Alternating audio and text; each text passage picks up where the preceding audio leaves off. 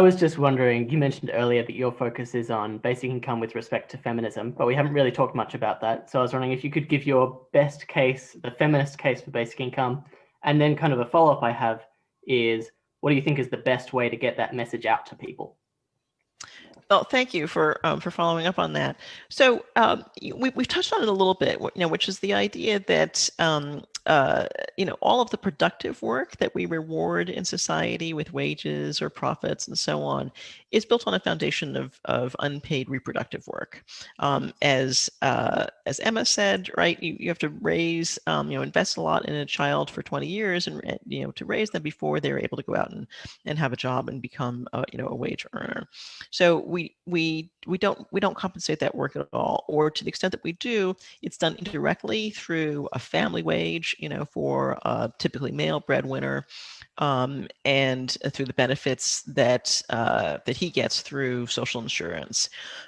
So in a very quick nutshell, the idea is we should find some way of it's not exactly compensating for care if it's universal, but making sure that everyone is able to have the resources they need for self-care and for care of others through a universal basic income. And, this ties back a little bit to the wealth tax idea, although it could be funded in other ways too. Who pays for this? It's not, my husband doesn't pay for it, or, some other worker. Capital pays for this, right? Because capital is the one that benefits benefits most from this unpaid reproductive labor. So capital pays, right, in the form of taxes on corporations, on wealth taxes, on resources that companies have been able to privatize, but that are really communal resources, et cetera. So that's kind of the nutshell. And so it's interesting because it is a gender perspective, because women have been responsible for most of this unpaid labor through history, but it's actually not specifically tied to sex or gender, right? Because men do a lot of this work. Some women don't do any of this work.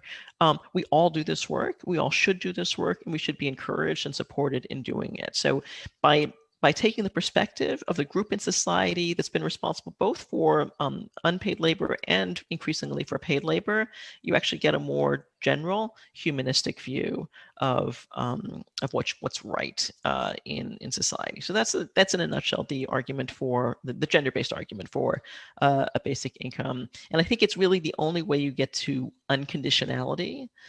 Because if you think about the alternative of the social democratic model, which is, yeah, everybody gets all these benefits, everybody gets healthcare, education, et cetera, but everybody works. That means, women work too.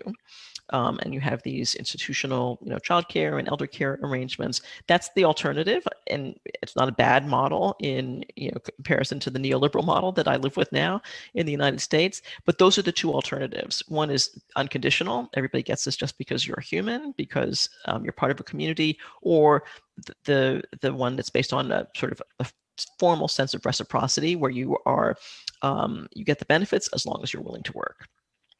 Those are the two alternatives. How do we get there? How do we get that message out? I think, again, that message is starting to get out now as a result of the pandemic. The work that, again, mostly women, but parents and children of elders are doing in this pandemic has been brought out from behind the curtain. Right? We didn't see it before when everybody, somehow got to the workplace and was focused on work while they were there. Now we're seeing it, and now we're talking about it. That doesn't necessarily mean we get to a solution, but that's the first step, to become aware of the problem.